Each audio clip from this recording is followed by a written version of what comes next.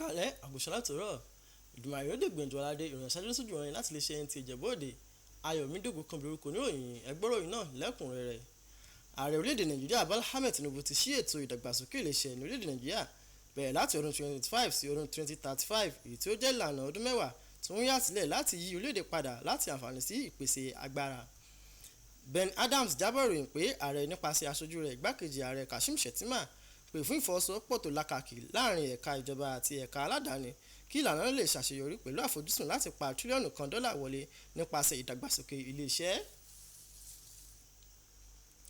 Láti mú ètò ìlera bá gbogbo aráàlú, ìjọba àpapọ̀ ti ṣe àǹfààní ìfọwọ́sowọ́pọ̀ pẹ̀lú àwọn olórí ẹ̀sìn àti àwọn olórí ẹ̀sìn ìbílẹ̀ láti lè ṣàfihàn àti ìkópa àwọn aráàlú ní gbogbo ìpele ìlera láwùjọ. Salwa Kal Ibrahim ṣàyẹ̀wò ipa pàtàkì tí àwọn olórí ẹ̀sìn àti olórí ìṣẹ̀ṣe ń kó nínú ìtànkálẹ̀ ìmọ̀lera àti àmúlò rẹ̀ láàrin àwọn aráàlú. Ìbáṣepọ̀ tuntun tó wà láàrin ọ́fíìsì ìyàwó ààrẹ àti ẹ̀ka ìjọba àpapọ̀ tó ń bójútó ìlera ti wá ọ̀nà àbáyọ sí àìní oúnjẹ tó tó nǹkan láàrin àwọn ọmọdé nípa ṣíṣe ìfilọ́lẹ̀ ètò tí yóò máa rí sí ìkó oúnjẹ pamọ́ sí láwùjọ. Ìyàwó ààrẹ orílẹ̀-èdè Nàìjíríà ló kéde ètò náà ní ìbẹ̀rẹ̀ àpéjọ fún ìlera tí àjọ àwọn olórí ẹ̀sìn àti àwọn oníṣẹ̀ṣe ti ọdún 2026. Akọ̀ròyìn ilé ìjọba Adéníyì Táíwò jábọ̀ ròyìn pé ìyàwó ààrẹ tún ṣe ìpolongo àti ìtànkálẹ̀ fún ètò oúnjẹ pamọ́ sí níbi àpéjọ náà. Ìyàwó ààrẹ orílẹ̀-èdè Nàìjíríà Olúrẹ̀mí Tinubu ti pe àwọn onígbàgbọ́ mùsùlùmí láti gbàdúrà fún àlàáfíà àti ìlọsíwájú orílẹ̀-èdè bí wọ́n ṣe bẹ̀rẹ̀ oṣù mímọ́ Ramadan.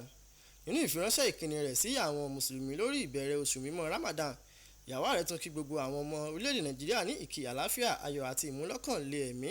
Ó sì gbàdúrà pé kí Ọlọ́run Olódùmarè dárí gbogbo ẹ̀ṣẹ̀ wa jìn wá kí ó sì fi àmì sí àdúrà wa. Bákan náà ó tún kí gbogbo àwọn ẹlẹ́sìn Kìrìsìtẹ́nì káàkiri orílẹ̀ lórí ìbẹ̀rẹ̀ àkókò Lẹ́ǹtì èyí tí ó jẹ́ àkókò ìdàgbàsókè ẹ̀mí, ìṣẹ́ra ẹni àti àkókò ìsúnmọ́ Ọlọ́run nígbà tí ó ń rọ̀ wọ́n láti tẹ̀lé àpẹẹrẹ ìfẹ́ Kristi àti láti gbàdúrà fún àlàáfíà àti ìlọsíwájú orílẹ̀-èdè Nàìjíríà. Ìyàwó ààrẹ tún gbàdúrà pé oore ọ̀fẹ́ láti fi ìfẹ́ àti àtìlẹ́yìn hàn sí ara wọn kí ìgbàgbọ́ wọn lè jinlẹ̀ sí nínú ìbáṣepọ̀ wọn. Ọba tuntun ti ibùdó Ògbó ní ìjọba ìbílẹ̀ Odògbolu ní ìpínlẹ̀ Ògùn ni wọ́n ti gbé adélé lórí lẹ́yìn ìparí ọjọ́ 14 àṣà ìbílẹ̀ tó jẹ́ dandan Ìlétẹ̀ àti Ìpodó. Ọba tuntun náà ni Ọba Oyèkúnlé Oyènúgà. Anthony Gàdúnù jábọ̀ ìròyìn pé adé tí wọ́n gbélé ọba náà jẹ́ àmì ìparí àṣeyọrí sí gbogbo ìlànà àṣà àti ìṣe ìbílẹ̀ ṣáájú kó tó bọ́ sórí ìtẹ́. Ẹgbórin náà síwájú sí i. Ìròyìn wa fún ti alẹ́ òní kò ní jù báyìí lọ. Ayọ̀mídé Ògòkan oníròyìn títí di ọ̀la ó dàárọ̀ o.